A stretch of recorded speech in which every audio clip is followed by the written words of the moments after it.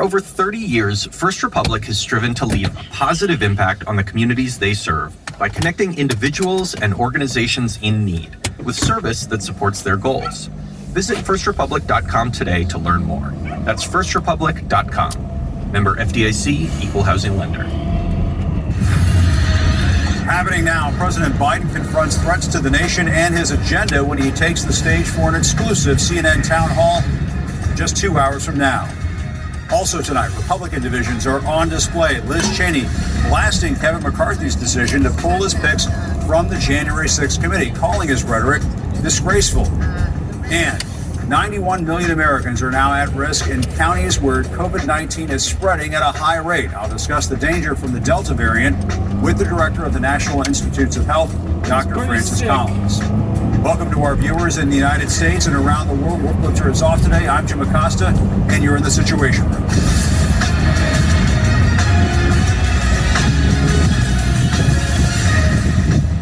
And you're looking at live pictures from Cincinnati, Ohio, where President Biden will take part in CNN's exclusive town hall in about 2 hours. Our Jeff Zeleny is there for us. He'll have a full report in just a moment. But first, we go to CNN congressional correspondent Lauren Fox, covering the Republican exodus from the January 6th committee. Lauren, tell us what happened. Well, look, there has been a quick succession of events up here on Capitol Hill today, Jim. We always knew that House Speaker Nancy Pelosi had the ability to block key Republicans who Kevin McCarthy had selected for that select committee. Today, she made the decision that that's exactly what she was going to do. She argued in a statement earlier today that there were two members, Jim Jordan and Jim Banks, who she said were not adequate picks for the select committee. As a result, Kevin McCarthy said he wasn't going to seat a single one of his picks. That, of course, means that this select committee is ultimately not going to have bipartisan support from McCarthy and Pelosi. Instead, here's what McCarthy was threatening. We think it's too important. Those two questions, why were we ill prepared? Why did they know on December 14th? Why would they jeopardize the lives of the Capitol Police? We will run our own investigation. Now, House Speaker Nancy Pelosi had already asked Liz Cheney, a Republican member who was a former member of GOP leadership just a couple of months ago, to serve with her Democratic members on this committee. So there is one Republican, and she said today that she was standing by the Speaker's decision not to seat Jim Banks and Jim Jordan. Here's what Liz Cheney said on the steps of the Capitol a few hours ago. I think that any person who would be third in line to the presidency must demonstrate a commitment to the Constitution and a commitment to the rule of law. Minority Leader McCarthy has not done that. At every opportunity, the Minority Leader has attempted to prevent the American people from understanding what happened, to block this investigation. Today, the Speaker objected to 2 Republican members. She accepted 3 others. She objected to 2, one of whom may well be a material witness to events that led to that day, that led to January 6th. The other, who disqualified himself by his comments in particular over the last 24 hours, demonstrating that he is not taking this seriously. He is not dealing with the facts of this investigation, but rather viewed it as a political platform. This investigation must go forward. The idea that anybody would be playing politics with an attack on the United States Capitol is despicable and is disgraceful. And I am absolutely dedicated and committed to making sure that this investigation holds those accountable who did this and ensures that it never happens again. And the American people deserve that, and that is what we're going to do. And so much has shifted today, Jim, but one thing hasn't. Next week, we are going to have that first hearing of the Select Committee where they are going to hear from Capitol Hill police officers and Metropolitan police officers about what they encountered as that mob was storming the Capitol on January 6th. That is not going to change, according to sources CNN's talking to tonight. Jim? All right, Lauren Fox, thanks, and stand by. We'll be back to you in just a moment. Now to President Biden and his reaction to the new turmoil surrounding the January 6th investigation. Our chief national affairs correspondent, Jeff Zeleny, is back with us in Cincinnati, Ohio, at the site of CNN's exclusive town hall tonight. Jeff, as we stand by for the town hall in less than 2 hours, what are you hearing from the White House about Republicans quitting this committee?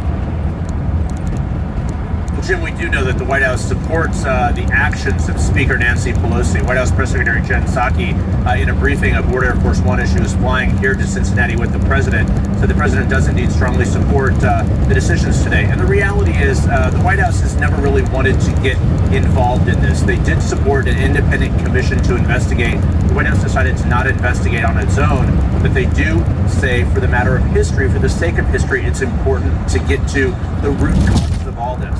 But President Biden right now is touring a union facility, a training center here in Cincinnati. That is one sign the White House clearly wants to keep the focus of its trip here to Ohio on the economy. President Biden arriving in Cincinnati tonight for a CNN town hall meeting as the White House urgently tries to sell its domestic agenda. Nothing that America is unable to do, we do it together. But in Congress, both sides are far from together. That divide was on full display again today as Senate Republicans voted against the president's bipartisan infrastructure plan in a key test vote. So let's play games. Raising questions about whether a deal can still be reached before Democrats try passing a bill on their own, which is complicated in its own right. We all want the same thing here, to pass a bipartisan infrastructure bill. But in order to finish the bill, we first need to start. At the 6-month mark of Biden's presidency, the list of summer challenges facing the administration is daunting. COVID cases are spiking with the Delta variant. Inflation is up. Border crossings are rising. The Taliban is taking over Afghanistan, and the signature piece of the domestic agenda, the Jobs and Infrastructure Plan, is teetering. White House officials concede the coming weeks hold the cards to the future of the president's agenda before the midterm elections consume Washington and make deals even harder to reach. A senior Biden advisor telling CNN, "The clock is running. We all know that. The president certainly knows that." Tonight, Biden will appear on stage at Mount St. Joseph University, taking questions from Ohio voters on those topics and more. Here in Cincinnati, like many parts of the country, infrastructure is a critical issue. The Brent Spence Bridge, which crosses the Ohio River on one of the busiest trucking routes in the country, has long been labeled functionally obsolete. It's an unfilled promise of the Obama and Trump administrations. Biden hopes not to fall short. I think we're on the verge of maybe able to get something really done. Rebuilding roads and bridges. Protecting voting rights, likely by eliminating the Senate filibuster, is also something many Democrats say they would like to hear Biden speak about more forcefully. I would hope that this administration would put their weight, because it is the foundation of who we are. This is what makes us America. So far, Biden has largely kept Democrats united behind him in the face of stiff Republican opposition. But the White House selected Ohio, a state Biden lost, to show he's making his case to a far bigger cross-section of the country. And the infrastructure plan clearly is a part of the White House effort this summer to get a big legislative package item through. Jim, just a few moments ago, President Biden here in Cincinnati, as he's touring a union training center, was asked a question about his view of that infrastructure plan. Yes, we will.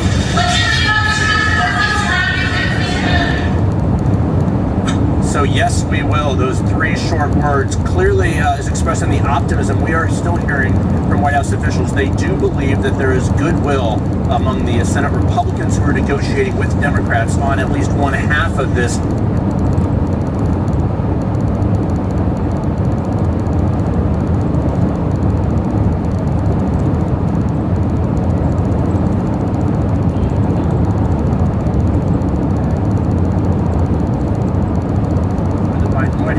This hot summer. Absolutely, Jeff. We will see if they can get to yes. Stay with us as we bring back CNN congressional correspondent Lauren Fox, along with former Ohio governor and senior commentator here at CNN, John Kasich.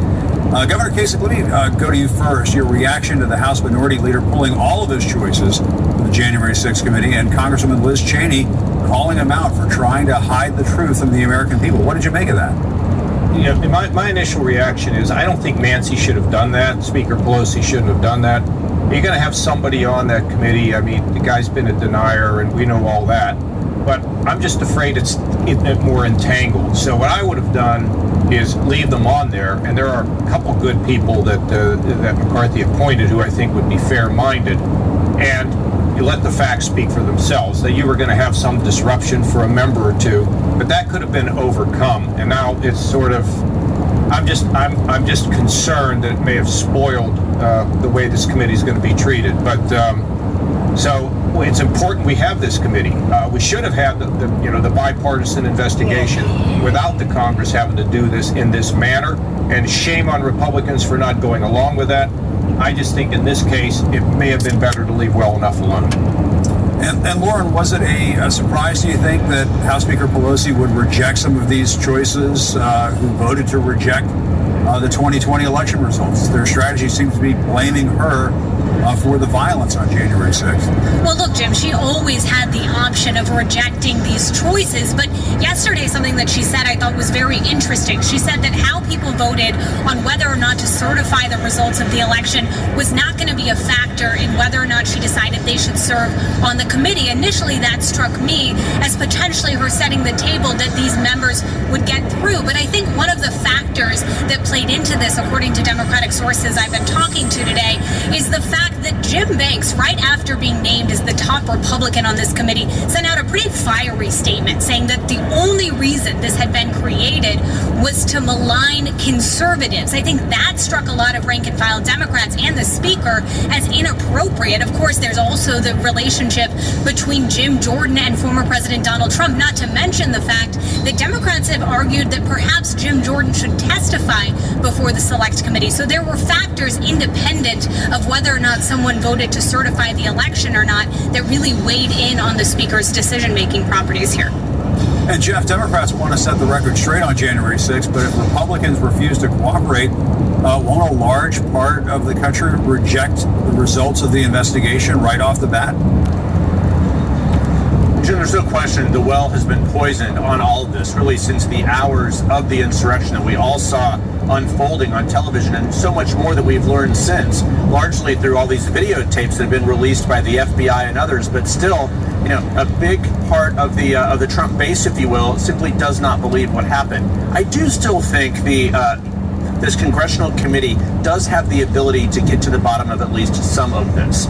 So I think, we're now not talking necessarily about changing minds or informing base voters, but there is still, for the sake of history, getting to the bottom and having witnesses testify and those police officers testify. It will essentially put this all into one place, put this all into one, sort of chronological book of what happened that day. No, it's not as good as the 9/11 Commission. We're already almost at the end of July here, and there's real questions why this couldn't have already been underway. But still, you're not going to change the minds of some Americans, but I think for the sake of history, that is why there is still a big sense of support, at least among many, that at least some type of inquiry should move forward. And Governor Kasich, President Biden was dealt a setback. That was a good analysis, by the way. But what Jeff just said, that was really well put, and it should proceed forward. It's just a shame that we can't seem to take one step forward without taking 3 steps back. And shame on those members for coming out and making those statements that I think were, frankly, they bordered on inflammatory. I agree with that. Well, let me follow up on what happened on infrastructure, Governor Kasich, because the president was dealt a setback on that infrastructure plan earlier today. He's facing a COVID resurgence, a disaster in Afghanistan. You ran for president. How do you think President Biden will address all of these challenges? These are historic challenges facing any president at our town hall tonight. Well, I think on COVID, look, the answer on COVID fundamentally is neighbor to neighbor, family member to family member. There are limits to what the president can do. If you take a look across the board, young people think that they probably won't get very sick. It's got to be family members. When you look at the minority community, there's a lot of fear about the way that African Americans particularly have been treated in the past. That has to be churches, that has to be family members, it has to be neighbors. And when it comes to those that live in the rural communities, they live there for a reason. They don't want to listen to anybody else. They want to be independent. And that again is going to go through organizations like the Farm Bureau, neighbor to neighbor again to solve that. So let's not put that all on the president. On infrastructure, I hope we're going to get a deal. Speaking of the Brent Spence Bridge, the reason why we haven't had it fixed is because the legislators in Kentucky played politics and they didn't want to vote For you use the bridge, you pay for it. And we did it in Ohio. They should have. It's what we suggested and passed in Ohio. They didn't do it in Kentucky, and now they want to bail out from the federal government. It's really ridiculous. But I hope we're going to get an infrastructure package. I think it'll be good. When it comes to the $3.5 trillion bill now, I hope they don't try to jam that through, because that'll be purely partisan. And frankly, I'm not sure they can accomplish that. Well, Lauren, I think Governor Kasich raises a good point. It is complicated to get any of these agenda items through the Congress these days, especially when things are so hyper polarized. But when you look at the Biden agenda right now on issue after issue, the agenda is stuck up on Capitol Hill. I mean, Governor Kasich was just talking about infrastructure and bridges. I mean, that used to be one of the one issue that just about every member of Congress could agree on to pass. Everybody wants bridges and roads and that kind of infrastructure in their district or in their state. And even that is having trouble getting across the finish line. Yeah, I think a really telling sign, Jim, is the fact that it was almost a month ago now that the president announced this bipartisan deal with this bipartisan group of lawmakers outside the White House. They were celebrating. We still don't have actual legislation yet. We don't have bill text. Basically, they are still working to figure out how to pay for this. I think that just is an indication of how much has changed up here on Capitol Hill and how difficult it really is to get anything done. You know, you think about voting rights. Of course, that's an issue they do not have 60 votes for. They're not going to convince their Republican colleagues to vote for it. And they are going to get Joe Manchin to change his mind about the filibuster. So that is the issue that is stuck. You also have the issue of immigration that they are basically trying to push through in this broader infrastructure and social safety net bill that they're going to try to pass along Democratic lines. And I think that is going to be a really long shot, too. I think they have a lot of work to do, and we are at a critical moment whether or not the president's agenda can really move past that COVID relief bill they passed earlier this year. All right, thanks to all of you for those insights. That was Jim, I will tell you one thing. I do think there's a lot of signs that they'll get an infrastructure bill when you have Romney and Portman saying it. And look, it takes time to work out these kind of massive programs. I think there's a reason to think that this could happen. Yeah. So I would say this is not atypical of what it is when you deal with complicated legislation. Thanks for letting me have that last word. Thank you. No problem. And Governor Kasich, we're going to hold you to it. You're optimistic, and in a time of bipartisanship, you need some of that. On that one. Yes. On that one. We'll see if we can build some bridges here in the coming days. All right, thanks so much. Stay with CNN for our exclusive town hall with President Joe Biden. It begins in 2 hours from now. So good. At 8 p.m. Eastern. Now you're not doing good. Much more coming up on that. Now you're driving. Had a disturbing forecast of how Delta variant will kill Americans in the weeks ahead. I'll talk with the director of the National Institutes of Health, Speeds Dr. up. Francis Collins. He is standing by, and you are in the situation. Angie's List is now Angie, your home for everything home. Angie still has the same top pros and reviews you've counted on for more than 20 years.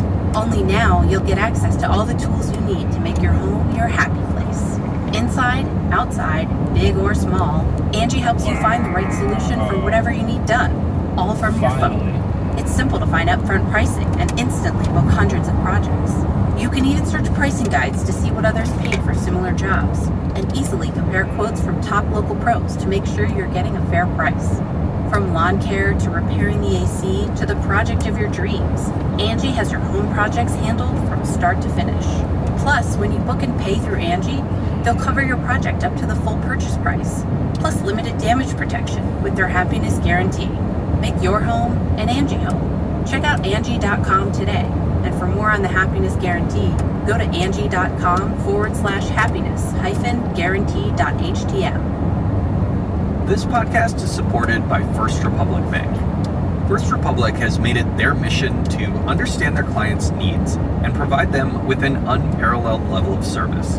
With their relationship-based approach to banking, First Republic provides tailored solutions to individuals and businesses with their financial needs at any stage of life. Whether it's opening a savings account, buying your first home, or starting a family, First Republic's commitment to personal service is designed to change the way that you feel about banking. See how putting clients first always comes first at First Republic Bank. Visit firstrepublic.com today to learn more. That's firstrepublic.com, member FDIC, equal housing lender. And And we're less than 2 hours away from CNN's town hall with President Biden live in Cincinnati, Ohio. We're told the president has just arrived on site. He's likely to face a lot of questions about the pandemic, COVID vaccines, and the Delta variant. And the CDC is now forecasting that COVID deaths and hospitalizations are likely to increase in the next 4 weeks. Let's discuss that and much more with the director of the National Institutes of Health, Dr. Francis Collins. Dr. Collins, thank you so much for being with us. These are some very sobering projections from the CDC, up to 625,000 total COVID-19 deaths and as many as 14,000 new hospitalizations by mid-August. After many weeks of good news, how alarming is this to you? Well, it certainly is alarming. I don't know that we should be panicked, but we should certainly be deeply concerned. But by the way, before we go to the bad stuff, if you're somebody who's fully vaccinated, take a little breath here. You're still really well protected by this vaccine, and you can do a lot of stuff that you couldn't have done 6 months ago. But for those who are not vaccinated, this is becoming a pandemic that has you in its sights. And basically, as we are now seeing, hospitalizations going up as much as twofold in just the last 2 weeks. And cases, which for a while were looking like they were headed down in a lovely trajectory 2 months ago, are now going back up again fairly steeply. And the Delta variant, which is so incredibly contagious, is contributing a lot to this. So we are in for trouble, as CDC's projections have laid out in the coming weeks, especially in those parts of the country where vaccination rates are low and Delta is widespread. And that's pretty much now getting to be a lot of the country. Delta is now 83% of the viral isolations in the U.S. That happened really fast. Yeah, these are not empty warnings from health officials like yourself, and we're starting to see some just awful cases in the hospital right now in hospitals across the country. But starting next month in New York City, healthcare workers will either have to get vaccinated or be tested for the coronavirus every week. Do you think it is time to mandate vaccines in this country? What do you think? Well, there's an active debate going on about that. Part of the debate, Jim, is whether in fact it's possible to do that for a vaccine that's approved under emergency use. If it was approved with the full approval from FDA, which we all anticipate may be coming pretty soon, maybe in the next couple of months, then the legal ability to mandate becomes a lot stronger. But I noticed that Indiana University, which was mandating all of their students be vaccinated, the judge stood up for them and said, yeah, that's a legal thing to do. And many colleges are doing that, including the ones where my two grandchildren will be freshmen coming up in the fall. And I'm personally glad to see that. It's so straightforward here to try to keep us from having outbreaks on college campuses with vaccines that are safe and effective. I can see why they want to try to avoid more trouble, more sickness, more deaths. What's not to be in favor of if we could try to prevent the kind of terrible tragedies that are happening all around us, including the young people who have thought they were immune, but look at the statistics now.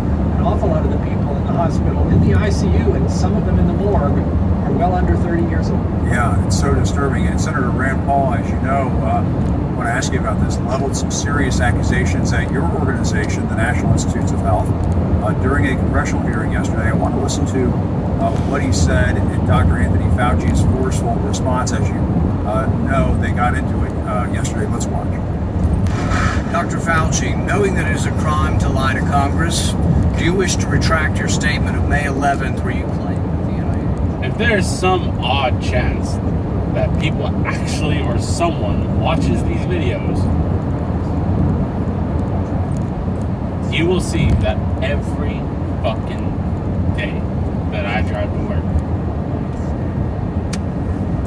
I come across a fucking brainless either tourist or Malibu local, and every day it's literally a hazard to drive to work. It's literally a hazard. It's great. And then the drive home I get so on my way to work I have to deal with brainless fucking tourists or dumb dipshit Malibu locals. On the way home I have to deal with I don't even have the words for morning workers because they all drive like they're all late. Apparently they're all late. I'm not in a rush. Cruise control, driving to work, no worries, listening to my podcast because I'm a responsible adult and I leave early for work. But morning workers? Anyways, yeah. If you watch my videos, you'll notice. On the way to work, I'm passing everyone. On the way home, I'm getting passed like I'm a box turtle. It's insane. You'll see. It has taken more than 600,000 lives in this country. This kind of time is being wasted on this kind of posturing. And I just want to be clear, Dr. Collins, you do stand by what Dr. Fauci said in response to Senator Paul at this hearing. Is that correct? I absolutely support Tony Fauci in every way. I have never known him to be anything other than completely truthful. He is a public servant that people should all be thankful to. And to see him attacked and demonized this way on political grounds is really hard to watch. And just very quickly, are you alarmed? Are you concerned by how much Dr. Fauci has been demonized out there? Is this a concern to you and other people at the NIH? I'm very concerned when I see probably the most highly respected infectious disease doctor on the planet being treated this way, having these accusations without any basis thrown at him, stirring up all kinds of nasty outreaches to him that require him now to have 24/7 security detail to protect him and his family. What has happened to us that somebody who's trying to help the public by telling them the truth is turned into this kind of demonized character for political purposes? It is unacceptable. It is totally unacceptable, and it should be condemned. Any of these attacks on Dr. Fauci are just way outside the bounds. You and he are both trying to do good work for the American people. And Dr. Francis Collins, we appreciate your time this evening. Thank you so much. Thank you, Jim. All right, coming up, we're about 90 minutes away from the start of CNN's exclusive town hall with President Biden. Also ahead, I'll ask one of the progressive leaders in Congress about the political mess surrounding the House committee investigation of the January 6th insurrection.